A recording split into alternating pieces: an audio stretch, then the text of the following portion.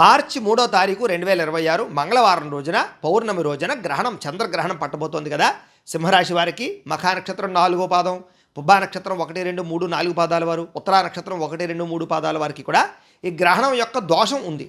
ఈ దోషం వల్ల రాబోయేటటువంటి 3 నుంచి 6 నెలల పాటు విశేషంగా దుష్ప్రభావాలు, అనారోగ్య సమస్యలు, ధన నష్టము, మానహాని, చికాకులు, కుటుంబ వివాదాలు, అనేక రకాల ఇబ్బందులు తలెత్తుతూ ఉంటాయి.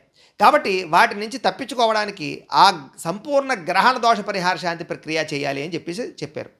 అయితే ఆ ప్రక్రియను అంటే సంపూర్ణ గ్రహణ దోష పరిహారాన్ని మా పీఠంలో ఆ రోజు నిర్వర్తింపచేయడం జరుగుతోంది. ఎదురుపాక గాయత్రి పీఠంలో ఋత్వికుల ద్వారా. దానికి ఏమిటంటే మీరు మీ గోత్రాలు, మీ పేర్లు, మీ యొక్క రాశి కానీ, మీ యొక్క నక్షత్రం కానీ మాకు ఫోన్ చేసి తెలియజేసినా లేదా మాకు వాట్సాప్లో పెట్టినా కూడా మేము ఆ రోజున జరిగేటటువంటి సంపూర్ణ గ్రహణ దోష పరిహార శాంతి కార్యక్రమంలో మీ గోత్రనామాలతో అన్ని రకాల కార్యక్రమాలు నిర్వర్తింపజేసి జపాలు, తర్పణాలు, మండపాల దీనికి సంబంధించినటువంటి హోమాలు నిర్వర్తింపజేస్తాం.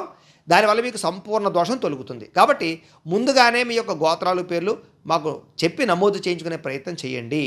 వీటికి అయ్యే ఖర్చు 3,000 రూపాయలు అవుతుంది. కాబట్టి ప్రతి ఒక్కరు కూడా ముందుగానే నమోదు చేయించుకున్నట్లయితే మీకు ఆ గ్రహణ దోషం మీ మీద ప్రభావం చూపించకుండా మేము చక్కగా పరిహార కార్యక్రమాన్ని చేయిస్తాము అని తెలియజేస్తూ, రెండో విషయం ఏంటంటే మీరు కూడా తర్వాత గ్రహణం పూర్తయిపోయిన తర్వాత సాయంకాలం 6:30 దాటిగా స్నానం చేసేసి ముఖ్యంగా బియ్యం కేజింపావు, ఉలవల కేజింపావు, వెండి చంద్రబొమ్మం, వెండి సర్పంతో పాటుగా తెలుపు రంగు వస్త్రం ఏదైనా సరే బ్రాహ్మణులకు దానం ఇచ్చేసే ప్రయత్నం చేయండి. ఒకవేళ మంగళవారం రాత్రి కుదరకపోతే బుధవారం ఉదయం దానం ఇచ్చేసేయండి.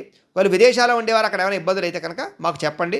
అది కూడా మేము మీ తరపు నుంచి మా బ్రాహ్మణులకి మేమే ఏర్పాటు చేసేసే ప్రయత్నం చేస్తాం మీ గోత్రనామాలతోటి అని తెలియజేస్తూ, వీటికి సంబంధించిన సందేహాలు ఉన్నట్లయితే కనుక ఫోన్ చేయండి, మీకు సమాధానం చెప్తాం, లేదా కామెంట్లో పెట్టండి, రిప్లై ఇస్తాం, లేదా మా యొక్క వాట్సాప్కి పెట్టండి, మేము రిప్లై ఇస్తామని తెలియజేస్తూ స్వస్తి.